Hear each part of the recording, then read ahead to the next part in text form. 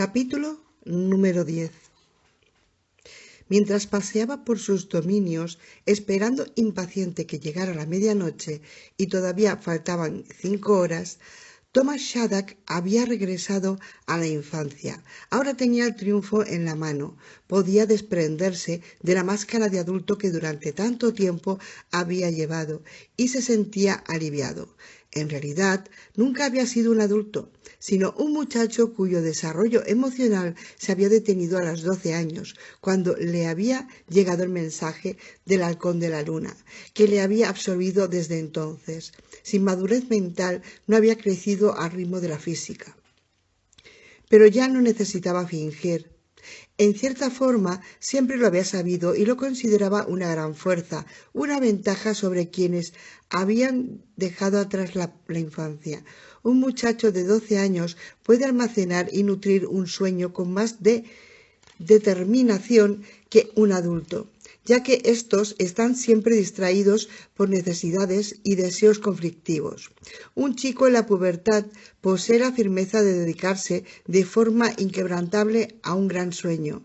Debidamente inclinado, un muchacho de 12 años era el monomaníaco perfecto. El proyecto Munchausen, su gran sueño de poder celestial, no habría dado fruto si él hubiera madurado. El triunfo inminente lo debía a la falta de desarrollo. Volvía a ser un niño, ya no es secreto, sino abiertamente ansioso por satisfacer todos los caprichos, coger lo que quisiera, hacer cualquier cosa que rompiera las normas. A los niños de 12 años les encantaba infringir las normas, desafiar a la autoridad. En el peor de los casos, los niños de 12 años eran indómitos, hasta el límite de la rebelión inducida por hormonas. Él era más que un indómito. Era un niño volando gracias al dulce de cactus que había comido hacía mucho tiempo, pero que le había dejado residuos psíquicos, sino físicos. Él era un niño que era un dios. El potencial para la crueldad de cualquier niño hacía palidecer la atrocidad de los dioses. Para hacer más llevadero el paso del tiempo hasta la medianoche, imaginó lo que haría con su padre cuando el último habitante de Moonlight Cove hubiera caído en sus garras. Algunas ideas le hacían estremecer con una extraña mezcla de excitación y repugnancia. Estaba en Iceberry Way cuando se dio cuenta de que el indio iba con él. Le sorprendió girar la cabeza y ver a Ciervo Veloz sentado a su lado. Detuvo el vehículo en mitad de la calle y lo miró incrédulo, atónito y asustado. Pero Ciervo Veloz no le amenazó. En realidad ni le miraba ni le hablaba. Tenía la vista al frente, fija en el parabrisas. Poco a poco le llegó el entendimiento. El espíritu del indio era suyo, su posesión tan segura como la de la furgoneta. Los grandes espíritus le habían enviado a Ciervo Veloz en calidad de emisario, como recompensa por haber conducido el Munchausen al éxito. Pero él, no el indio, estaba al mando esta vez, y Ciervo Veloz no hablaría hasta que él lo hiciera. «Hola, Ciervo Veloz». El indio le miró. «Hola, pequeño jefe». «¿Ahora eres mío?» «Sí, pequeño jefe». Durante un breve instante a Shaddock se le pasó por la cabeza que estaba loco y que Ciervo Veloz era una especie de espejismo creado por una mente enferma. Pero los niños monomaníacos no tenían capacidad para un análisis profundo de su estado mental, y la idea salió de su mente con tanta rapidez como había entrado. «Harás lo que te ordene», dijo a Ciervo Veloz. «Siempre». Inmediatamente complacido, Shaddock levantó el pie del freno y se puso en marcha. Los faros enfocaron una silueta extraña con los ojos de color ámbar que bebía de un arroyo de la calle. Se negó a reconocerla como producto suyo y cuando salió corriendo dejó que se desvaneciera de la memoria con la misma rapidez con que desapareció en la noche.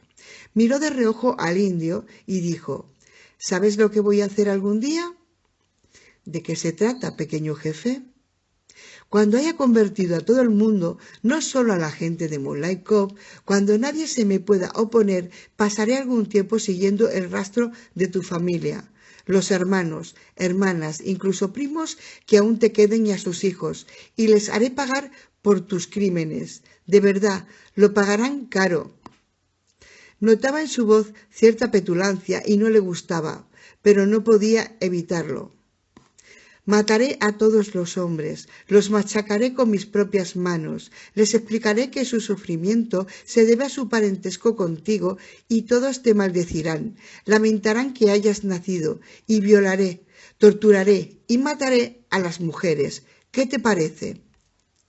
¿Si es tu deseo, pequeño jefe? Claro que es mi deseo. Entonces podrás realizarlo. Por supuesto que podré realizarlo. A Shadrach le asombró comprobar que los ojos se le llenaban de lágrimas. Se paró en un cruce.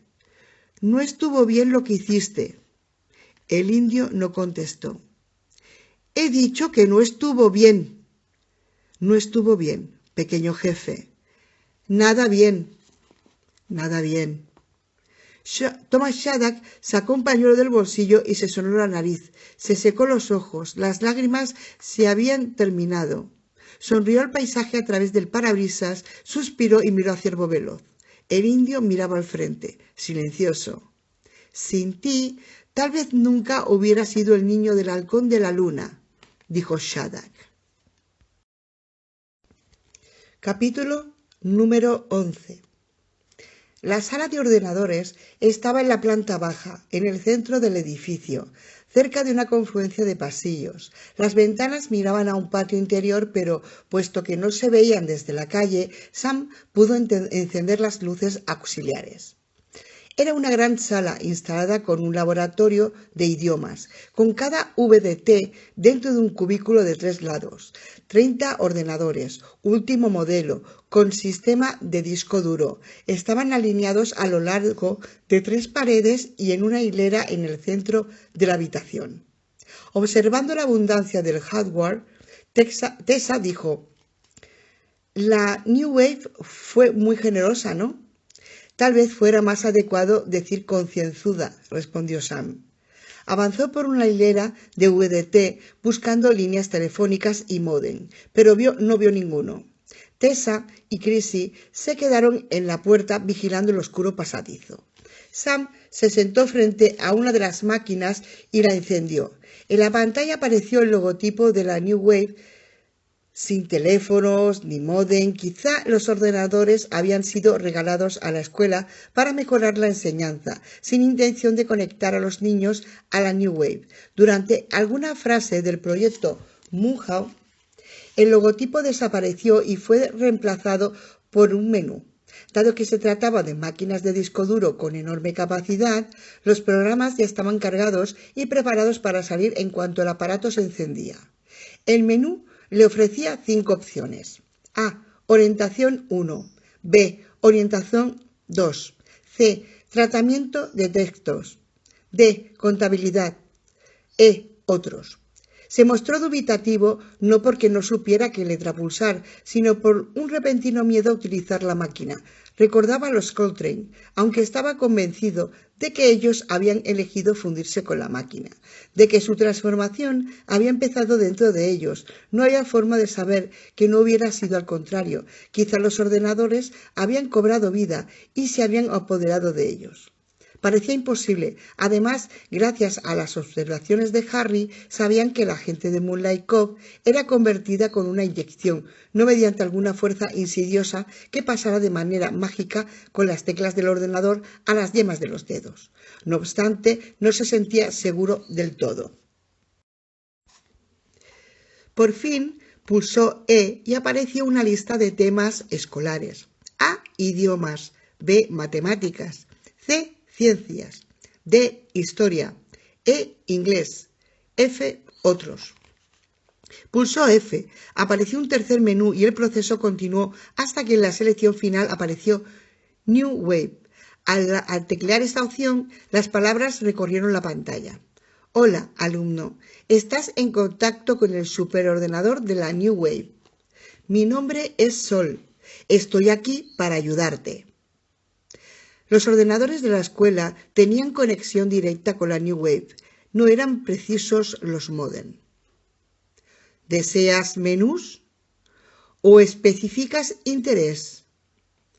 Considerando la abundancia de menús en el aparato de la comisaría de policía que había visto la noche anterior, imaginó que podía permanecer sentado toda la noche consiguiendo menú tras menú hasta obtener lo que quería.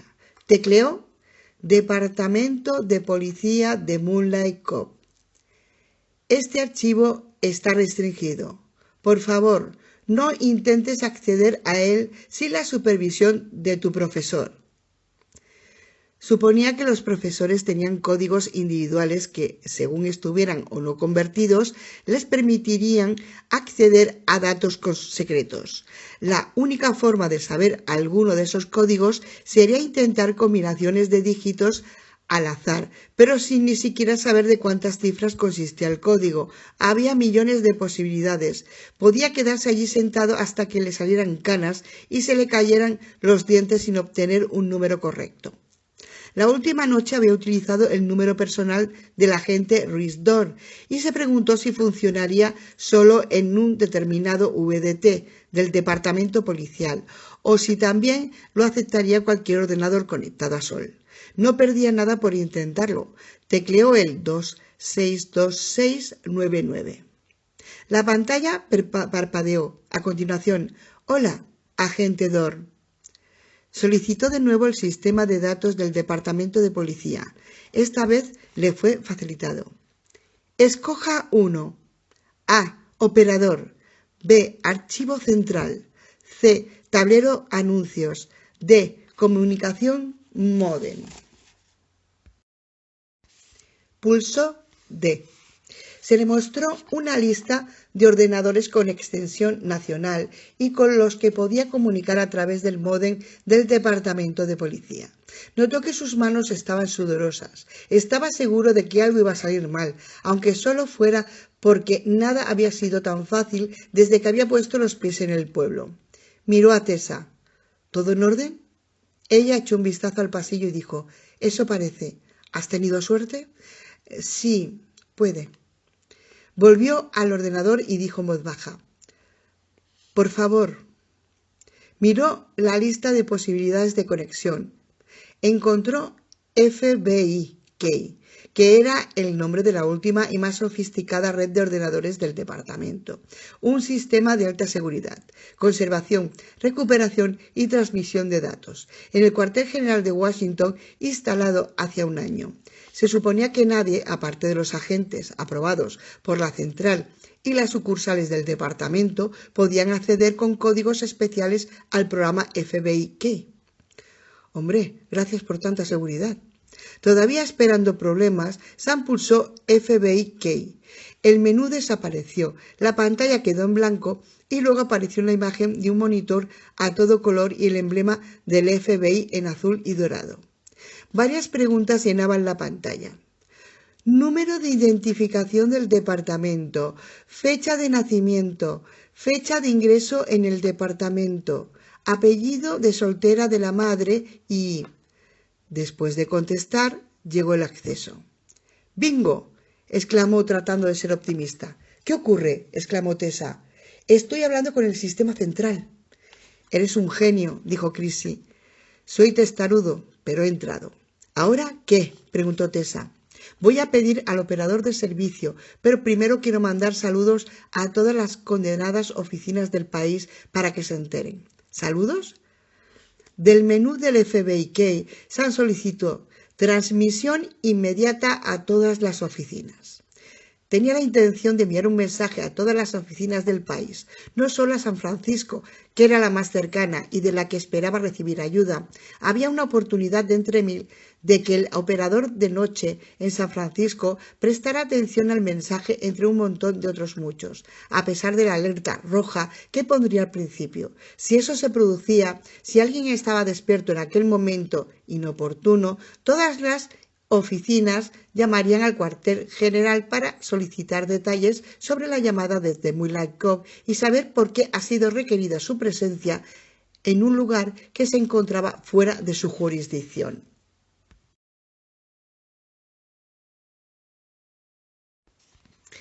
Sam no comprendía ni la mitad de lo que estaba ocurriendo en aquel pueblo.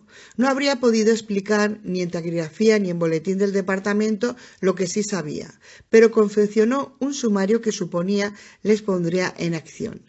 Alerta roja, Moonlight Cove, California. Decenas de muertos, empeoramiento por momentos, otros cientos morirán en horas. New Wave Microtechnology, involucrada experimentos ilegales sin consentimiento, conspiración amplio alcance, miles de personas contaminadas, repito, población pueblo entera contaminada, situación extrema. Habitantes contaminados sufren pérdida de facultades, muestran tendencias excesiva violencia. Repito, excesiva violencia. Solicito cuarentena, fuerzas especiales, ejército. También refuerzos masivos armados, personal del departamento. Dio su situación en la escuela de Rosemore para que la ayuda tuviera un lugar donde empezar a buscarle, aunque no estaba seguro de que él, Tessa y Chrissy pudieran quedarse allí hasta que llegaran los refuerzos. Terminó la transmisión con su nombre y el número de identificación. El mensaje no le prepararía para lo que le esperaba en Moonlight Cove, pero al menos llegarían preparados para cualquier cosa. Pulsó transmisión, pero luego pensó mejor y borró la palabra. La sustituyó por transmisión repetida. El ordenador preguntó, ¿número de transiciones?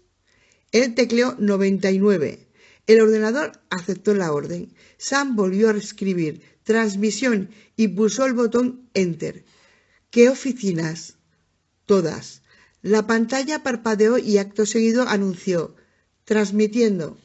En aquel momento todas las impresoras con rayo láser de todas las oficinas del país estaban imprimiendo la primera de las 99 copias de su mensaje. El personal de servicio nocturno muy pronto se subiría por las paredes. Se habría puesto a cantar de alegría, pero había que hacer algo más. Todavía no estaban a salvo. Sam volvió al menú Key y pulsó la opción a operador de noche. 5 segundos después estaba en comunicación con el agente que manejaba el aparato Key Washington. En la pantalla apareció un número, el de identificación del operador, seguido del nombre Ann Denton. Con enorme satisfacción al utilizar alta tecnología para provocar la caída de Thomas Shattuck, de la alta tecnología para la New Wave y el proyecto Moonhow. Sam inició una conversación electrónica a larga distancia con Ann Denton, con la intención de detallar los horrores de Moonlight Cove. Capítulo número 12. Aunque a Loman ya no le interesaban las actividades de la policía local, encendía el VDT del coche cada 10 o 15 minutos para ver si ocurría algo. Confiaba en que Shattuck estableciera contacto de vez en cuando con miembros del departamento. Si tenía suerte de interceptar un diálogo entre Shattuck y algún policía, quizá podría localizar a ese bastardo por algo que dijeran. No la tenía encendida siempre a causa del miedo. No pensaba que saltara sobre él y le absorbiera el seso, pero reconocía que trabajar demasiado con ella pudiera inducirla a convertirse en algo parecido a Neil Pennyworth y a Denny, de la misma forma que encontrarse entre regresivos le urgía la transformación. Había aparcado en el lateral de Hollywell Road, donde le había conducido su infatigable búsqueda. Encendió la máquina y se disponía a llamar al canal del diálogo para ver si alguien estaba manteniendo una conversación. Cuando apareció en la pantalla la palabra alerta, apartó la mano del teclado como si se hubiera quemado. El ordenador decía, Sol pide diálogo. ¿Sol? ¿El superordenador de la New Wave? ¿Por qué tendría acceso a la comisaría de policía? Antes de que el otro oficial en comisaría o otro coche patrulla interrogara a la máquina, Loman tecleó diálogo aceptado. Solicito aclaración, dijo Sol. Loman tecleó sí, que significaba adelante. Sol estructuraba las preguntas según un programa autóctono que le permitía controlar su funcionamiento como si fuera un observador externo. La máquina inquirió. ¿Siguen restringidas las llamadas telefónicas desde números no aprobados de Moonlight Cove y todos los números del exterior? Sí. ¿Están incluidas en la anterior prohibición las líneas telefónicas privadas de Sol? Preguntó el ordenador de la New Wave, hablando de sí mismo en tercera persona. Loman, confuso, tecleó: poco claro. Con paciencia, la máquina le explicó que estaba dotada de líneas telefónicas independientes, por lo que sus usuarios podían llamar a otros ordenadores de todo el país y acceder a ellos. Eso ya lo sabía, por lo que tecleó sí. ¿Están incluidas en la anterior prohibición las líneas telefónicas privadas de Sol? Repitió. Si hubiera tenido la afición de Denny por los ordenadores, se habría percatado de inmediato de lo que ocurría, pero seguía sin entenderlo. Tecleó: ¿por qué? Se está utilizando la comunicación exterior módem. ¿Por quién? Samuel Booker. Loman se hubiera reído a carcajadas de estar capacitado para la alegría. El agente había descubierto una forma de ponerse en contacto con el mundo exterior y ahora todo iba a salir a la luz. Antes de que pudiera preguntar a Sol por las actividades y paradero de Sam Booker, otro nombre apareció en la esquina izquierda de la pantalla: Shadak, indicando que el moró de la New Wave estaba observando el diálogo en su VDT e iba a intervenir. Loman estuvo encantado de dejar que su hacedor y Sol conversaran sin interrupción. Shadak solicitó más detalles. Sol respondió: Sistema FBI, Key ha cedido. Loman podía imaginarse la sorpresa de Shadak. La solicitud del fabricante de monstruos apareció en pantalla. Opciones, lo que quería decir que un menú de Sol se hiciera cargo de la situación. Sol le presentó 5 opciones. La quinta era cortar, y esa fue la que Shadak escogió. Un momento después, Sol informó: comunicación con FBI cortada. Loman esperaba que Booker hubiera tenido tiempo de enviar el mensaje que acabaría con Shadak y el proyecto Moonhawk. Shadak preguntaba a Sol: ¿terminal de Booker? ¿Requiere localización? Sí. Escuela Central Moonlight Cove. Laboratorio Ordenadores. Loman se encontraba a 3 minutos de la central. Se preguntó si Shadak estaría cerca de la escuela.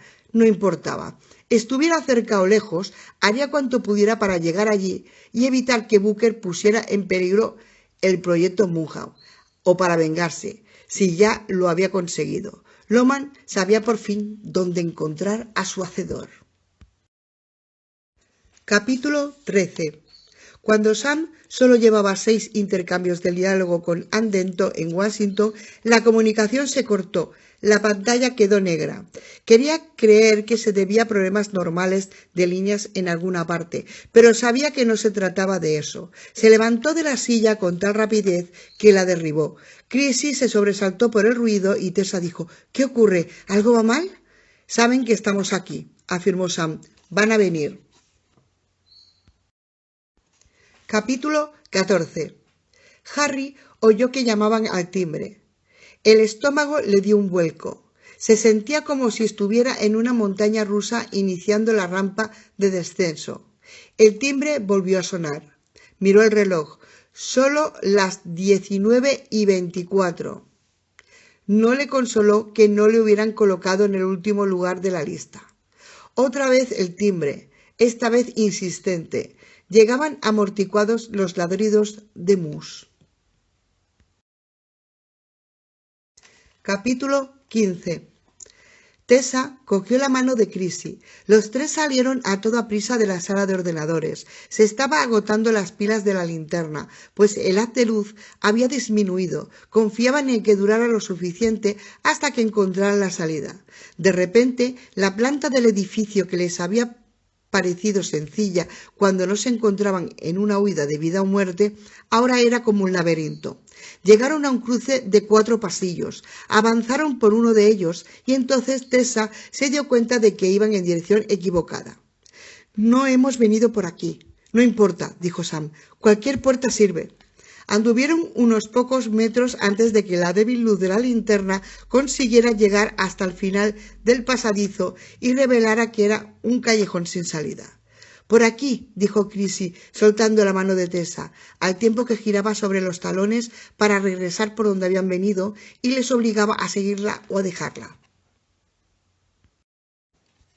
Capítulo 16. Shadrach se imaginó que no habrían entrado en la calle central por ninguna parte que se viera desde la calle y que, como el indio se mostrara de acuerdo, se dirigieron a la parte posterior.